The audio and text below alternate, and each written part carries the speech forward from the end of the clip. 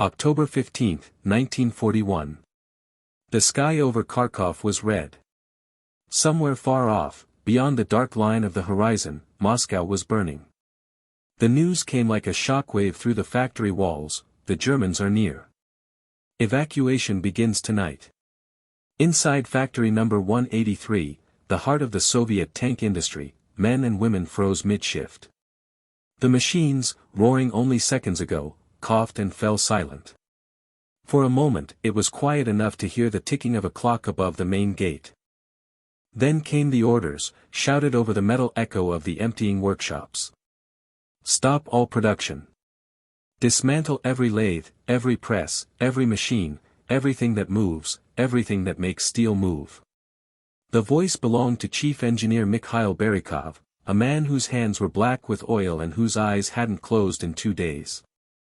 He looked around at the stunned faces, teenagers, mothers, old mechanics who had spent decades in these halls. "You have 12 hours, he said. At dawn, the factory must be gone." Panic spread through the corridors, but no one argued. They knew what waited if they stayed. German bombers were already crossing the Dnieper. The night trembled with the distant hum of engines. By midnight, the great production halls looked like battlefields. Sparks flew as workers cut machines from their foundations. Every piece of equipment was marked in chalk, bolts numbered, cables coiled, molds packed in straw. The air smelled of burnt oil and cold iron. Somewhere in the corner, a young woman named Irina, barely 20, tightened the straps around a crate of blueprints. "We'll lose them in transit," someone warned. She just smiled wearily. "We won't. I memorized every line." Outside, snow was falling, thin, early flakes that melted on the hot metal of the train cars waiting by the tracks. The sound of hammering mixed with the rhythmic clank of couplings as one by one, wagons filled with dismantled industry. Men shouted numbers, checked lists, signed papers under lantern light. At 2 in the morning, the power failed. The factory fell into darkness. No one stopped. They worked by flashlight, by the flicker of welding torches, by instinct. Somewhere above them, German planes droned unseen. When the bombs fell on the city's outskirts, the ground shook but the workers didn't look up. "Impossible," muttered a foreman as they lifted a generator onto a flat car. "We can't finish in one night." "Impossible," Berikov replied, "is what we start with." By dawn, the last smokestacks of Kharkov's tank factory stood black against the rising fire of the eastern sky. On the horizon, the first German shells landed. The air shuddered, windows burst inward. Someone blew a whistle, one long, final note. It was the signal. Engines roared to life. 22 trains, each stretching nearly a mile, began to move east. In their wagons, machines, tools, blueprints, and 10,000 people who refused to surrender. The trains groaned forward, vanishing into the cold light of morning. From the last platform, Irina looked back. Smoke coiled above the city she had grown up in. She could still see the tall chimneys of the foundry, now glowing red from the reflection of fires. "We built tanks here," she whispered. "Now we'll build revenge." Behind her, the tracks shook under the weight of steel. A soldier guarding the convoy adjusted his rifle and muttered, "You think they'll make it?" Berikov, climbing aboard, answered without turning, "They have to. Without this factory, there's no army left." As the last train disappeared into the freezing dawn, German planes circled above Kharkov. At 6:15 a.m., the first bombs hit the empty factory. The blast shattered every window still standing, tore roofs apart, and sent a plume of fire hundreds of feet into the air. Within hours, the complex that had once built 30 T-34s a day was nothing but twisted iron and ashes. But the heart of it, the workers, the machines, the blueprints, was already gone. Across the tracks, the last surviving watchman wrote one sentence in his notebook before leaving. "They burned the walls, not the hands that built them." For the next 7 days, the convoy would move east, through snow, across bombed bridges, past villages filled with refugees, heading deep into the Urals, to a place that didn't yet exist on any map. There, in frozen ground and empty fields, they would build a new city from nothing. But that was still ahead.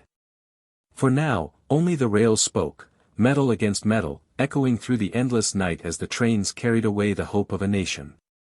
And when the last whistle faded behind the hills, Kharkov's horizon flared once more. The factory that had armed an empire was gone. The city burned, silent except for the wind and the distant rumble of retreating trains. No one in those carriages looked back again. Because what they carried wasn't just steel. It was the future. Where are you watching from? Let me know in the comments below, and don't forget to subscribe to this channel. They left Kharkov in the dark, heading east toward a land none of them had seen. 22 trains, each a moving city of steel and exhaustion, crawling through snow and smoke. No lights, no signals, only the whistle of cold air and the thudding rhythm of wheels against frozen rails. The carriages were packed tight. Workers slept sitting up on crates marked precision bearings or engine components. Children lay under tarps, wrapped in old blueprints instead of blankets. Someone boiled water on a tin stove made from a tank's exhaust pipe. When the train stopped, they used the embers to warm their hands. When it moved again, they kept working.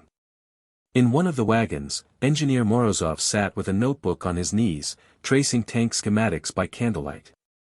The pages shook with every jolt. Across from him, a welder named Sergei stared out through a slit in the wooden wall. The countryside was nothing but white emptiness and scattered villages. "You think we'll ever get there?" he asked. Morozov didn't look up. "We'll stop when the rails end," he said. They had been on the move for days. The air inside the wagon stank of oil, smoke, and wet wool. Outside, the cold sharpened to a metallic edge. When they passed through bombed-out stations, they could see other convoys, factories on wheels, fleeing from every corner of the collapsing front. From Leningrad, from Kiev, from Bryansk. All heading east, away from the fire. Sometimes the trains stopped for hours, stranded by air raids or blocked tracks. When that happened, the workers poured out to repair rails with their bare hands. They carried no guards, no soldiers, only tools. Every minute counted. Every stop could mean the difference between salvation and capture. A diary entry from a locomotive mechanic reads: "We rode through the night with no light, no heat. I fixed the engine by touch. When the bombs fell near Orel, I thought, this is it. But the train kept moving. I think it wanted to live as much as we did. By the 5th day, food was running out. The workers shared what little they had: dry bread, frozen potatoes, pickled cabbage. One woman brewed tea from pine needles. When the smell spread through the wagon, people laughed for the first time in weeks. Smells like home, someone said. Behind them, the world was dying. Moscow prepared for siege, and the Wehrmacht advanced like an iron tide. Yet in these trains, something defiant pulsed, a rhythm of bolts clinking in wooden crates, of hearts refusing to slow. They weren't soldiers, but their mission was as critical as any battle: rebuild the factory, restart production, and give the front its armor back. Somewhere near the Ural foothills, disaster struck. A German reconnaissance plane appeared from behind the clouds. The sound was faint at first, then a piercing dive. The siren wailed, workers threw themselves flat on the floorboards. A bomb exploded near the tracks, tearing up a section of rail. One wagon derailed, spilling crates of spare parts into the snow. Smoke rose, black and greasy. Morozov climbed out, coughing. The draft blueprints, hundreds of sheets, were burning in the snowdrift. For a second, he just stared. Then he grabbed a handful of half-burnt pages and whispered, "We remember." That night, he sat by the wreckage, redrawing from memory everything that was lost. The next morning, when another train caught up with them, the survivors loaded what they could and moved on. The rest stayed behind to clear the rails. There was no time to mourn, no time to count the dead. Every delay meant fewer tanks at the front. After nearly 2 weeks, the convoy finally reached the edge of the Urals, Nizhny Tagil, a frozen plain surrounded by forest and iron-rich hills. But when the workers stepped out, they saw nothing waiting for them. No factory. No buildings. Not even a proper rail line, just wind, snow, and a patch of bare, frozen earth. Someone muttered, "This can't be right." Berikov, who had led the convoy, pointed to the horizon. "This is it," he said. "Here we build again." The words hung in the air like frost. Around them, the temperature dropped below -20 degrees Celsius. The snow cracked underfoot like glass. A few of the younger workers cried quietly, but the veterans unpacked their tools and started marking the ground. That night, the first fires were lit. Wooden planks became walls. Crates became tables. A sign was nailed to a tree, Factory Number 183, temporary site. There was no power, no shelter, and almost no hope. But the trains had brought more than machines, they had brought the memory of how to build. A line from Irina's notebook reads: "We have no roof, but we have our hands. Tomorrow, we start digging." As the workers fell asleep beside the tracks, snow began to cover the silent locomotives. Somewhere in the distance, another train whistle echoed, more factories, more people fleeing west to east. The war was swallowing everything. But in that frozen emptiness, a new front was about to be born, not of soldiers, but of builders. And by morning, shovels were already striking the ground. When the train stopped, the silence was complete. The sound of engines and iron wheels faded into wind and emptiness. They had reached the end of the line, literally. Before them stretched a flat, white plain outside Nizhny Tagil, surrounded by dark fir trees and the distant shadows of the Ural Mountains. No buildings, no roads, not even a proper rail yard. Just snow and frozen ground. The workers stood in disbelief. Someone whispered, "Where's the factory?" Engineer Berikov pointed to the empty horizon. "There," he said. "Under the snow." The words hit like an order. Within an hour, men and women were digging trenches, marking foundations with sticks and ropes. The ground was hard as iron. Shovels sparked against the frost. Hands bled. But no one stopped.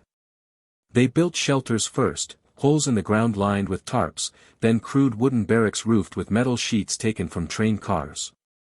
Smoke from campfires curled into the freezing air. The snow glowed orange in the light of burning diesel. Inside these makeshift tents, they unpacked machines.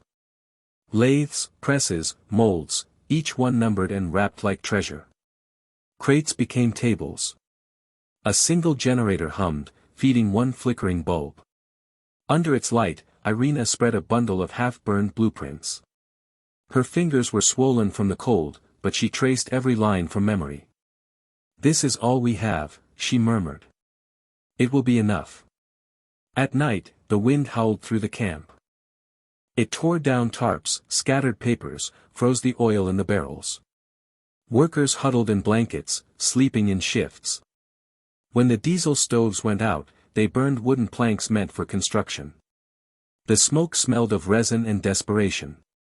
In the morning, the hammering began again. They worked through storms, through darkness. Women rolled steel plates by hand. Teenagers carried sandbags. Old machinists taught the younger ones how to cut metal without power, turning the crankshafts by muscle alone. By the third day, the first building frame rose, a skeleton of wood and iron. They called it Workshop 1. It was barely large enough to house a single assembly line, but it was a beginning. In his diary, Foreman Yakovlev wrote, "We live like miners under open sky. Every breath is smoke. Every tool burns your skin. But the machines are alive. You can feel it when they turn, the heartbeat of something bigger than us." When the first snowfall of December buried the camp completely, they dug out the roofs with shovels and carried on. They had no choice. On the radio, they heard the news: German tanks were approaching Moscow. The Red Army was desperate for armor. Orders came by telegram, no greetings, no signatures, production must begin immediately. Deliver T-34. It sounded impossible. They didn't even have walls yet. But impossible had already become routine. Barikov gathered the crew inside the half-built workshop. His voice was hoarse, half lost to frostbite. "We'll build the first one under the stars if we have to," he said. "Who's with me?" No one answered. They just went back to work. That was answer enough. The assembly line took shape piece by piece. Steel beams scavenged from the train cars formed the supports. Engines were assembled under tarps to keep the snow off. Oil froze solid in the barrels, they heated it over open fires. Sparks from the welding torches flew like fireflies into the darkness. And then, one morning, a sound broke through the blizzard, the deep, uneven rumble of an engine coming to life. For a moment, no one moved. The workers turned, faces covered in soot and frost. A small crowd gathered around the source of the noise. There it was, a tank. Rough edges, unpainted, but standing proud on its own treads. The first T-34 built on Ural soil. Irina wiped grease from her face and laughed for the first time in months. "He's alive," she said softly. They didn't cheer. There was no time for that. The tank was loaded onto a flat car that same night, bound for the front. As it rolled away, the workers stood in silence, the wind biting their faces. In his next diary entry, Yakovlev wrote, "We didn't clap or shout. We just watched the tracks disappear. Because we knew there would be thousands more." By January, the camp had become a city of smoke and steel. The nights were still freezing, but the sky glowed red from furnaces that burned without pause. New workshops rose one after another, their walls covered in frost and soot. Children carried buckets of sand to douse sparks. Mothers worked night shifts beside their sons. The official reports called it Ural Factory No. 183. The workers called it something else, the factory in the snow. When an inspector from Moscow finally arrived, expecting chaos, he found precision. Every machine in place, every tool accounted for. "How did you manage this?" he asked Barikov. Barikov just smiled, his face blackened with ash. "We never stopped," he said. "Not even when we had nothing." That night, another convoy left for the front. The sky was full of falling snow, the flakes catching the orange glow of the furnaces. The inspector watched them vanish into the dark, the tank's engines rumbling like distant thunder. He turned to Irina, who was checking a new batch of armor plates. "You're not even celebrating," he said. She shrugged. "When there are no more trains to send," she replied, "then we'll celebrate." The wind rose again, carrying the smell of diesel and burning coal. Somewhere out on the steppe, a wolf howled. But in the heart of that frozen wasteland, the factory kept breathing. And soon, it would roar. It was December 1941. The wind from the Urals cut like a blade, dry and bitter, carrying the sting of metal dust and coal smoke. In the open yard of the half-built factory, a handful of workers stood around something that didn't belong to the landscape, a shape under a crust of snow, glimmering faintly in the firelight. It was their first T-34. Built without walls, without heat, without rest. They called it the tank of snow and steel. The engine had never been tested. The mechanics had thought its fuel lines over open flames, scraping frost off with the edges of screwdrivers. A woman with cracked, bleeding hands held the ignition key like a relic. Her name was Irina, the same young drafter who had carried the blueprints from Kharkov. "Ready," someone shouted through the wind. No one answered. The men just stepped back. Then came a sound that froze them all, the cough of the V2 diesel engine, deep and uncertain at first, like a wounded animal gasping for breath. For a few seconds, it sputtered. Then it caught. A roar filled the air. The snow that had gathered on the tank's armor began to melt. Steam rose from its sides. Someone started to laugh, then choke, then cry. Not from joy, from exhaustion. In that moment, every blister, every hour spent in darkness, every frozen breath found its meaning. They hadn't built a machine. They had built a heartbeat. The tank rumbled forward half a meter, tracks grinding through ice. Sparks flew where the metal met frozen earth. Then it stopped again, breathing through its exhaust. The workers just stood there, watching the heat shimmer off the hull, the steam turning into frost midair. No one cheered. There was no strength left for celebration. A mechanic wiped his face with a greasy rag and whispered, "If it moves, we live." Far to the west, the Wehrmacht was closing around Moscow. The newspapers spoke only of retreat and collapse. But here, 1,500 miles away, in a place that wasn't even on most maps, a new kind of army was being born, one made of factories, fire, and human will. At night, when the tank was loaded onto a train bound for the front, Irina stayed behind, standing in the yard until the noise faded. Snow began to fall again, gentle and slow, settling over the empty frame of another unfinished hull. She looked up at the black sky and whispered, "Now go." 2 weeks later, there were 10 tanks. A month later, 100. They came off the line half-finished, rough, raw. Weld seams like scars, armor plates from recycled scrap, bolts cut by hand. But they moved. They fought. And that was enough. In his diary, engineer Morozov wrote, "We built the first one under the open sky. The second under snow. The third under shellfire. The fourth, under hope. The temperature stayed below -30 degrees Celsius. The workers' eyelashes froze. They lit fires inside empty tank hulls to warm their fingers before tightening bolts. The air inside the workshops shimmered with heat and frost at once, a strange, ghostly glow that made the walls seem alive.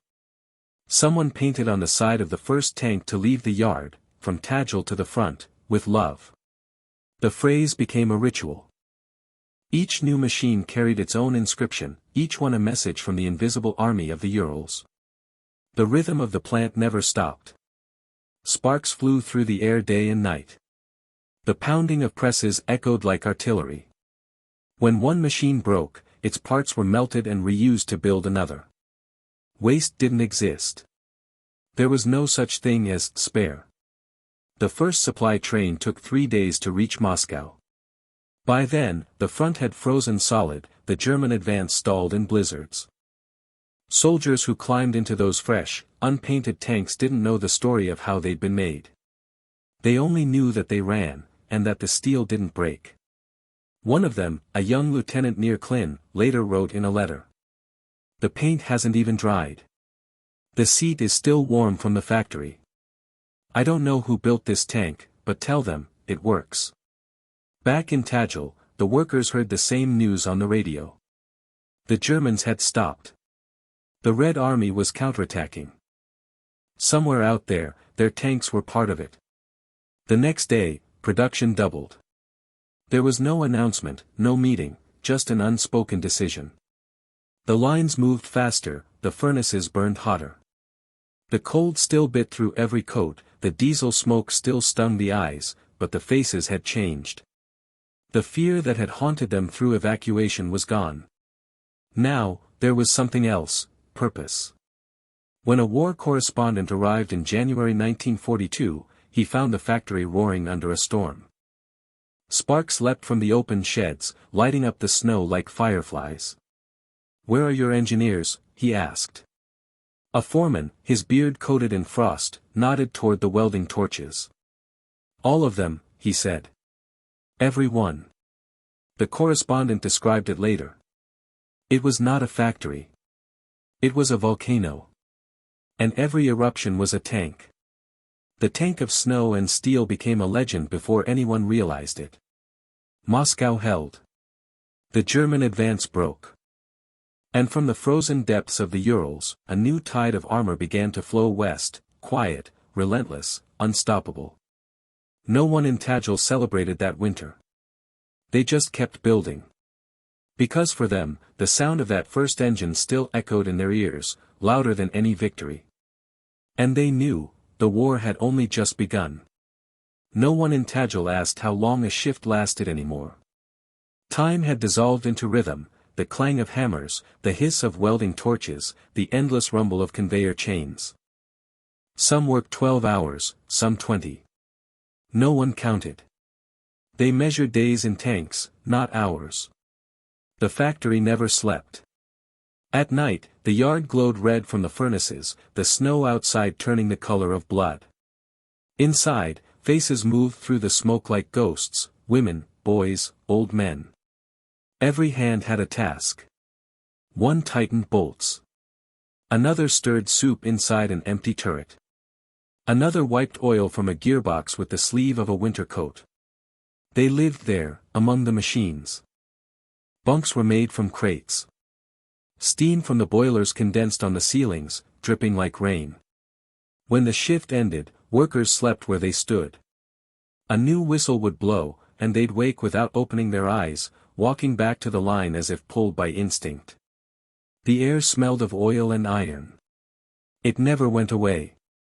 Even the bread tasted faintly of metal. An entry from Irina's notebook reads: "We used to call this a factory. Now it feels like a heartbeat. If it stops, the front dies." Every day, the telegrams came, lists of losses, urgent demands. Need 300 T-34s by end of month. Priority, Moscow. The papers never mentioned that most of those tanks were born here, in freezing sheds filled with children who had never seen a battlefield. The war had turned the factory into a front line without guns.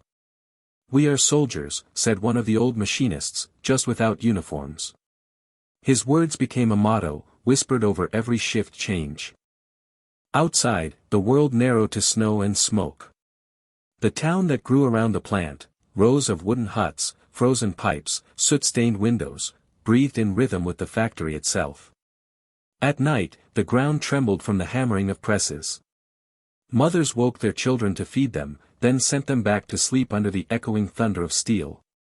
The statistics were astonishing even then.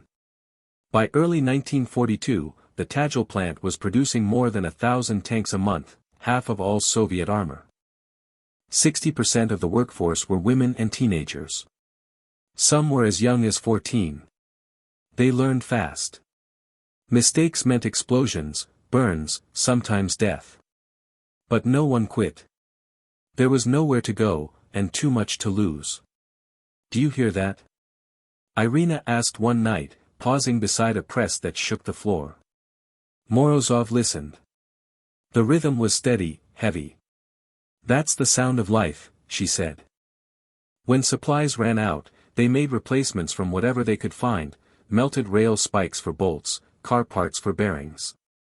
Once, when the plant ran out of paint, they coated the tanks in a mixture of coal dust and oil. It turned them black, like shadows. Meals were simple: boiled potatoes, thin soup, bread made from barley husks. Yet even that was shared. Workers carried mugs of hot tea to welders who couldn't leave their stations. When someone collapsed, others lifted them aside gently, sat them against a wall, and kept working. An army officer visited the plant in spring 1942. He watched a woman hammer rivets into a turret while holding a child in her other arm. "How long have you been on shift?" he asked. She shrugged. "Since yesterday," she said, without stopping. That night, the officer wrote in his report: "This place fights a different kind of war. No trenches, no rifles, only courage made of iron." By June, the walls of the main workshop were covered in chalk numbers. Each tank received a mark before it left the yard, a silent promise. The workers began to name them: Hope, Motherland, Revenge, Number 22. The names were scratched onto armor plates with nails or bits of wire. When photographs from the front finally arrived, they were passed around in the canteen. Black and white images of snowy fields, broken tanks, soldiers smiling beside familiar shapes. One showed a T-34 with a crooked weld seam that Irina recognized. "That's ours," she whispered. "It made it." The pictures spread from hand to hand. Nobody spoke. They didn't need to. For the first time, they saw proof that their work had reached the war, that the steel they forged here in darkness was saving lives somewhere beyond the horizon. In a letter smuggled back from a Red Army unit, a commander wrote, "Your tanks don't stop. Even when hit, they keep moving. Tell your workers, they saved my men." That night, the workers didn't sleep at all. Not from pride, but from purpose. The presses thundered until dawn, the factory pulsing like a living thing. 3 tanks today, someone shouted. Tomorrow, 5. They had stopped thinking of themselves as builders. They were the bloodstream of the army, carrying iron and fire to where it was needed most. As one old man said before returning to his lathe, "Sleep is for peace. And we haven't earned that yet." Outside, the Ural wind screamed through the yard, scattering snow over tracks of steel and oil. But the fires inside never went out. Because in Tagil, rest was a luxury only the dead could afford. By mid-1942, the impossible had become routine. What began as a cluster of frozen tents was now the beating heart of a war machine. The Urals burned with light even at midnight, furnaces roaring, rails trembling, trains screaming westward under the weight of armor. From Moscow came disbelief. Reports said the relocated plants were producing more tanks than pre-war Europe combined. The numbers looked like fantasy, thousands each month, from workshops still patched with tarps. "You're exaggerating," a party inspector told Morozov when he visited Tagil. Morozov only smiled and pointed toward the horizon. There, through the snow, a line of tanks stretched like a metallic river disappearing into darkness. "Count them yourself," he said. Every factory across the Urals had joined the tide. Chelyabinsk, Tankograd. Uralmash in Sverdlovsk. The merged plants of Leningrad, Kharkov, Moscow, all reborn on the steppe. Together they produced more than half of the Soviet Union's weapons. The front line might have been 1,000 miles away, but the war's true front ran through these assembly halls. Inside Tagil's main shed, the rhythm never stopped. Sparks burst like fireworks. The clang of armor plates drowned out conversation. When power failed, welders worked by lantern light. A worker could finish his shift and never hear his own name spoken once. They had become extensions of the machines they tended. To the west, cities were falling, Kharkov again, Sevastopol, Rostov. Every loss tightened their resolve. They couldn't stop the retreat, but they could replace what was lost. One telegram arrived from a frontline commander: "Send replacements immediately. Our tanks are dying faster than men." The answer was the same from every plant, already on the way. The Tagil tanks left the yard bare, still hot from welding. There was no time to paint them, no insignia, no finish. Some bore fingerprints pressed into soft primer. Others still smelled of diesel smoke.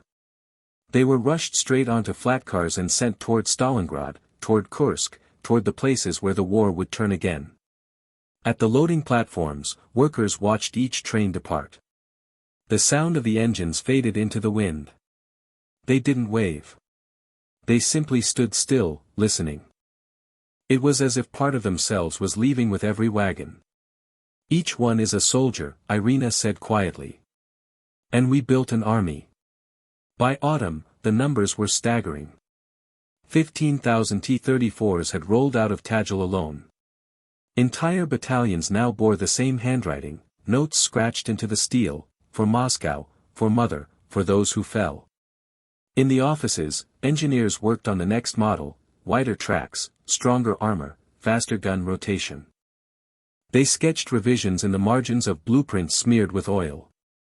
The design room had no windows, only the faint hum of generators and the ticking of a clock no one bothered to set.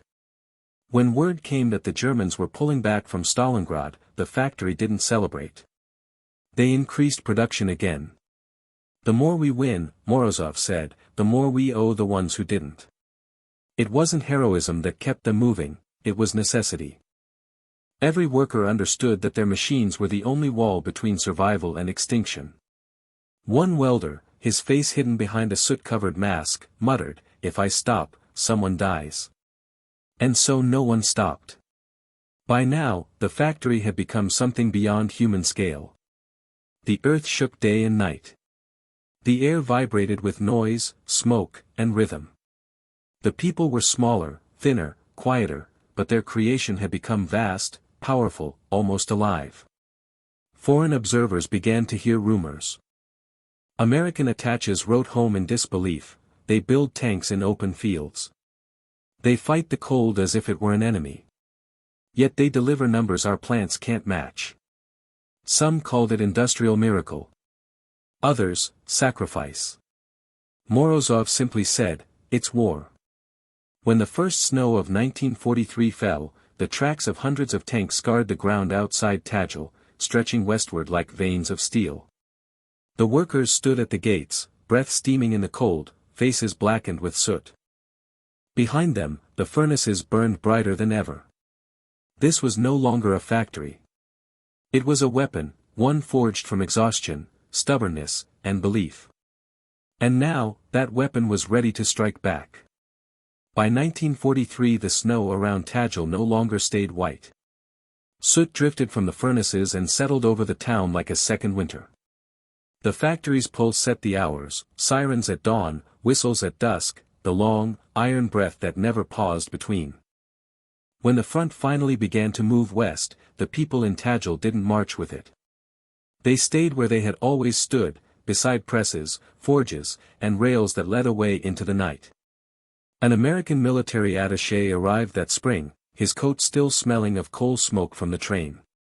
He walked the length of the main shed with a notebook open and his mouth half open too, as if the scale of it all had pushed the words from his lungs. He wrote later, I have seen a city that lives for one purpose. This is not a plant. It is an organism. The line circulated in Moscow as a compliment. In Tagil, no one read it. They were too busy counting bolts. The numbers hardened into fact. By the end of 1943, more T-34s rolled out of the Urals each month than Germany could replace in a season. Entire brigades arrived at the front wearing the same rough weld seam, the same hurried primer, the same chalked message beneath the hatch, for Mother, for Tagil, for the fallen. The army gave speeches about courage. The factory answered with freight schedules. Inside the design room, blueprints multiplied like veins. Wider tracks for spring mud. Stronger gearbox bearings to survive the frozen shifts. A faster turret ring so a tank could swing its gun before a panther found its flank. Morozov sketched in the margins with a carpenter's pencil, the wood worn flat by his teeth. Irina measured armor plates by touch, palms sliding over steel still warm from the press. It's straight, she'd say. Send it. Shift changes blurred. The teenager who had once carried water now set gauges. The widow at the rivet line taught 3 new girls to keep the hammer's rhythm steady so the plate wouldn't warp. A boy wrote his father's name on the inside of every turret he inspected, as if sending a letter the war could not lose. The factory clerk kept a ledger of accidents in a hand so neat it looked like prayer. He never caught up. They heard about Kursk on a Sunday morning, news read aloud beneath a catwalk while the presses idled just long enough to stretch aching fingers. The T-34s had held. Then pushed. At Stalingrad, they had helped close a ring of steel. In the steppe, they cut tracks where no road existed. A tank commander wrote back to the plant, your engines start after a night that kills men. The letter was posted by the canteen door. People touched it as they passed. By 1944, Tagil had its own weather. The sky glowed amber at midnight, snow fell black on the sheds and hissed to steam when it met the armor plate. The ground shook even when no train moved. In the houses beyond the gates, children learned to sleep through thunder that wasn't thunder, to find warmth where the wall met the stove, to recognize their parents by the sound of their boots at the door. The town belonged to the factory, and the factory belonged to the war. Foreign visitors called it an industrial miracle. The workers used a different word, routine. If the steel came thin, they doubled it. If the rivets ran short, they melted scrap rail. If a crane jammed, they rigged pulleys from cable and swore at the cold until it let go. They made do, then made more. When a foreman died at his station one January night, the line paused for 12 minutes. The priest said a few words over the engine block that served as an altar. Then the whistle blew, and the tank moved on. In 1945, when Berlin was a rumor and the trains began to carry soldiers home instead of tanks out, Tajul did not ring bells. Production tapered only when orders stopped arriving. Men came back missing pieces of themselves and sat quietly at kitchen tables, staring at fingers that no longer knew how to be idle.